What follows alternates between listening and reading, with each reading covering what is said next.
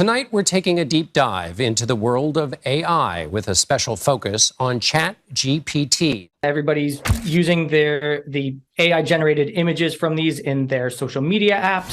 Oh, I love being a woman. It's just really taken off in the past couple of weeks. Artificial intelligence, AI, you know about it. It's been around for a while, but it's exploded over the last few days as a wave of people began using the technology. Have you done it yet to create some really interesting pictures? It's beautiful, I think. It's the app that's taken social media by storm, from celebrities to TikTokers, all putting their face through the Lenza AI app. Relax, killer robots haven't taken over yet.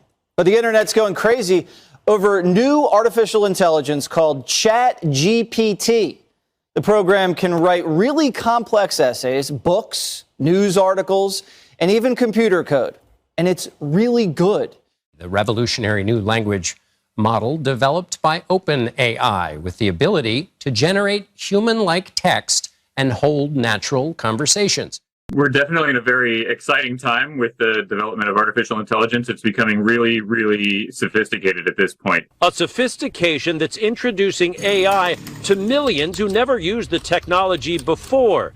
Check your social media feed. You'll see images like this from an app called Lenza, or answers to questions from ChatGPT, created by a company called OpenAI. Today, it crossed 1 million users. AI trackers are calling this a crossover moment. So that's kind of interesting how this shift in this kind of AI that's in some ways been there for quite a while has now been given like a new lease of life or a new kind of accessibility that makes regular people able, more comfortable embracing it. It's pretty good. But mankind better be careful. Experts warn this thing has the potential to take your job. Kids can use these to cheat and have it write papers for them, where it can impersonate your friends to give up your passwords. And the biggest fear is AI becomes so smart, it finds a way to control humanity. And this one is kind of freaking me out a little bit. You upload 10 to 20 photos of your face. Think selfies or portraits. The more angles and face expressions the photos have, the better results you can achieve. Then, after about half an hour, Lenza generates dozens, even hundreds, of pieces of digital art called magic avatars. But this morning, the question, how safe is your data when you use it? But the tech is also raising concerns, like what happens if those AI answer generators give you the wrong answer or do the work for you. If we have students who have the ability to just go online and have an AI write an essay for them, we're going to have to figure out new ways to evaluate students. There's a long list of potential ethical concerns if generative AI does indeed take off. First, disinformation and misinformation. Think deepfakes, but on steroids. A classic example is, taking the image and the voice of the president, having him say something he would have never done. The consequences could be severe in the sense of it creates misinformation and other things. These technologies can also be used to harass people, right? You could take an image of a person that you may not like and have them do something, and it can have a lot of negative consequences. The filters are modeled after the styles of popular artists, leaving some to question the integrity of the filters and whether artists are actually being ripped off. Artists saying, hey, you're taking years of my work and you're saying that someone can upload 10 selfies of themselves and get this illustration. I was reading in one of the articles that it is as significant as electricity and fire in terms of what it can do. We already have robots that are on crime scenes that are, whether it's bombs or whether it's just, supervising and going around with a video camera. It sounds and looks like the crime-fighting tools of the future. San Francisco supervisors have approved a policy letting police use remote-controlled robots that are capable of deploying deadly force. Police officers in a major American city have been given the authority to use remote-controlled robots that are capable of using deadly force in emergency situations. A spokesperson says the department could deploy robots equipped with explosive charges to, quote, contact, incapacitate, or disorient violent, armed, or dangerous suspects. A mechanized object where you are not physically in the room and don't have a 360 view and can use your judgment that only humans have. This is a big deal. This is opening up a Pandora's box that could change our society in a significant way. I'll say to them, okay, how many of you are in really satisfying romantic relationships? Put up your hands. Then I'll say, okay, I'm now only talking to these people. Of those people, how many of you would want to know your partner's cheating on you, even if it means the destruction of the relationship? 95% of them put up their hands. And I say, but why? And here's my students who are usually all sort of bitten with cynicism and postmodernism, and they'll just say spontaneously, well, because it's not real. Because it's not real. Mm-hmm. Right. What's real? Matter. It's like, okay, that's one answer. What's real? What matters is real. Because that's how you act. Okay, so that's different than matter. It's like, okay, what's the most real of what matters? How about pain? Why is it the most real? Try arguing it away. Good luck. So pain is the fundamental reality. All right. Well, that's rough. Doesn't that lead to nihilism and hopelessness?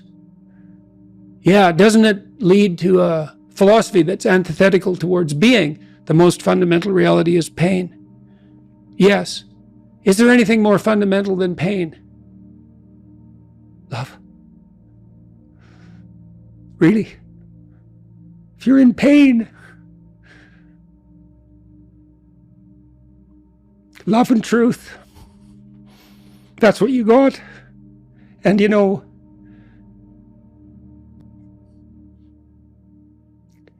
if they're more powerful than pain, maybe they're the most real things. It's something that echoes in the universe. It's something that survives after us. It's something bigger than us. Is something like a glimpse of the eternal embedded in the finite. And we don't really understand the relationship between the finite and the eternal. And we certainly have the apprehension at times in our life that we're making contact with the eternal inside the finite. I think you get that in the face of beauty, you get that in the face of music, you get that in the face of love. And I'm loath to say that that's not the deepest reality.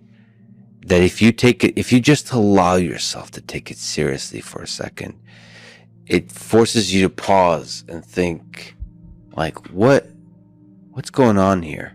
And then it ultimately, I think, does return to the question of meaning in those mundane things. Yes. What gives my life joy? What gives it lasting deliciousness? Where do I notice the magic, and how can I have that magic return again and again? Beauty.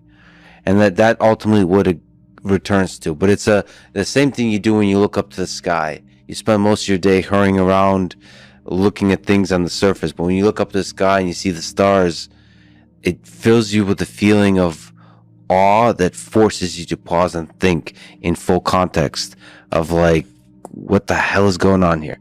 When you think too much about the meaning of a glass and relevance realization of a glass, you don't necessarily get at the core of what makes music beautiful. So sometimes you have to start at the biggest picture first. And I think meaning of life forces you to really go to the Big Bang and go to the universe and the whole thing, the origin of life. Now we're reaching for the stars with our next guest. New pictures released by NASA are out of this world, quite literally. NASA unveiled pictures from a new space telescope capturing the deepest images of the universe anyone has ever seen. I see a bunch of really cool colors. This Webb telescope is just showing off now. Look at this. I'm okay with it. The pillars of creation. Looks like an optical illusion. Images from the James Webb Space Telescope. This one shows two galaxies swirling in a chaotic object right in the middle there. This is 270 million light years away from Earth. So what's happening here? Well, these two galaxies, they're actually plunging into each other, and that's igniting frenzied star formations known as starburst. It's also creating new stars at a rate more than 20 times that of the Milky Way galaxy. Oh, that is amazing. Isn't that cool So stuff? cool. I am fascinated by this concept of time, but you say the birth of the universe, which to me, I think, well, the universe had to have grown up. Well, you see, light has a finite velocity. Therefore, if you peer into the night sky, you're looking into the past. So the Webb telescope is a time machine. We're looking back into the past, And we can now go back 13.5 billion years into the past when the universe was a baby. A lot of people have different takes on, what this actually looks like. Some people say they see the hand of God coming up. We waited decades for this, and it's for images like this that really are truly breathtaking. They're as scientifically interesting as they are beautiful.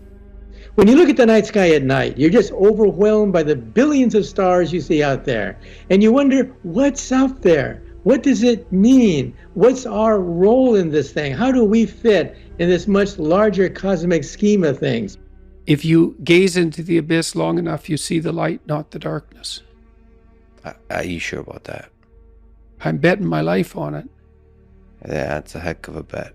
Well, that's... Because it might distort your mind to where all you see... is abyss. Is abyss. Yeah. Is the evil in this world. Well, then I would say you haven't looked long enough.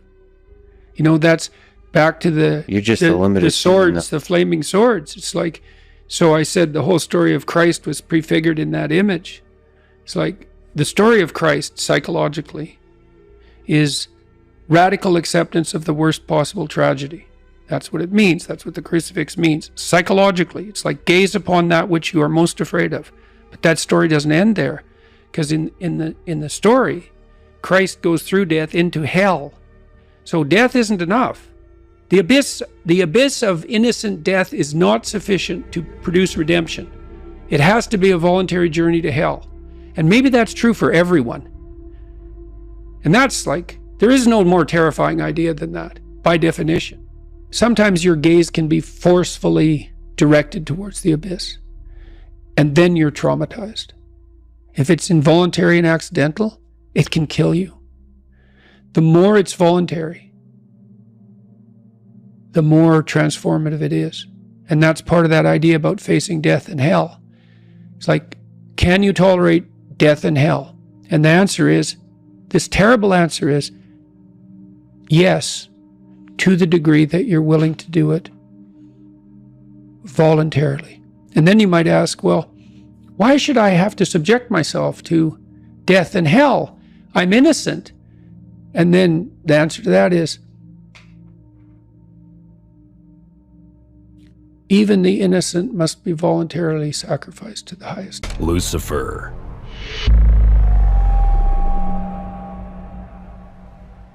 One of the most obvious reasons someone might think there's something strange, or even demonic going on at the Denver International Airport, is the massive horse statue called Mustang.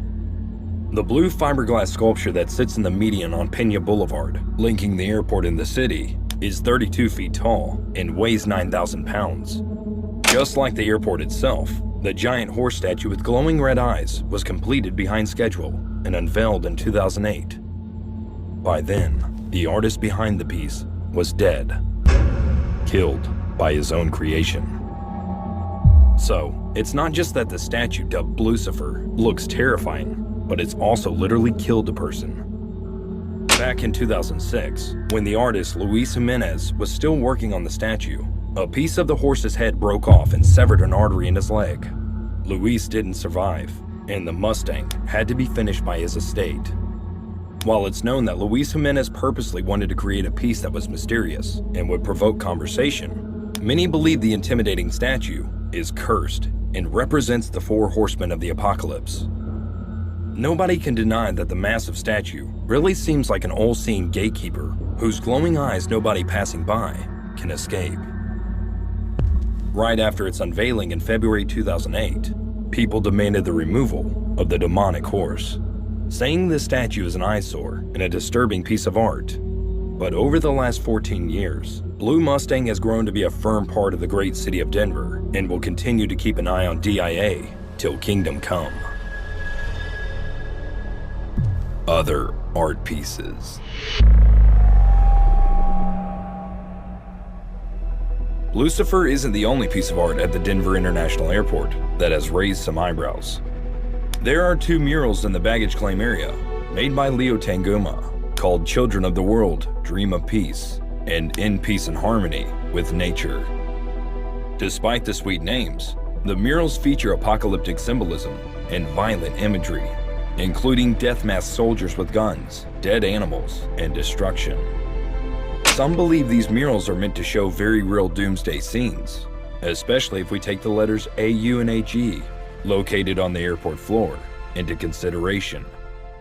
One could think that AU and AG would logically be the symbols for gold and silver. After all, Colorado has a mining history. But some believe these letters actually refer to the Australian antigen, the surface antigen of the hepatitis B virus, an alleged secret weapon of the Illuminati. The apocalyptic murals and symbols have created speculations about the DIA being a hub for biological warfare, all while the explanation for the letters and meaning of the murals is much more simple and less alarming. AU and AG really stand for the atomic symbols for gold and silver, and Leo Tanguma's murals actually have two sides. The right half of Children of the World Dream of Peace shows a dark scene, while the left is a colorful and positive image of people celebrating peace. According to the spokespersons of the airport, the murals were meant to start a conversation about the future and what can happen if we don't take care of each other and the earth. And, at the same time, show what kind of future we can have if we do those things. They are a warning, but they are not saying that the apocalypse is inevitable. Many have also questioned about why DIA has rather evil-looking gargoyle sculptures near the east and west side of baggage claim areas. But while the sculptures may look demonic with their horns and wings, gargoyles are actually protectors meant to keep the bad demons out. During the airport's construction, someone simply had the idea that the building resembled a cathedral, and that's why the gargoyles came into the picture. DIA gargoyles sit inside suitcases, meant to protect the luggage of passengers, or at least that's the official explanation. Lastly, we have to mention one more curious thing people have noticed about the DIA. Its runways seem to form a swastika when looked at from the air. Such a thing could be explained by terrible planning, but because all the conspiracy theories surrounding the airport, people have wondered if the symbol was accidental. Most likely, we will never know for sure. What we do know is that the speculations about the Denver International Airport aren't going anywhere.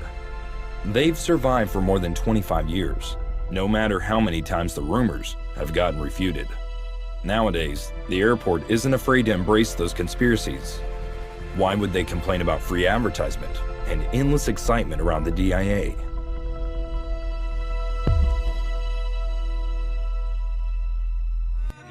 Machiavelli. Bitches come and go, bro. But you know I stay. Bitches come and go, bro. But you know I stay.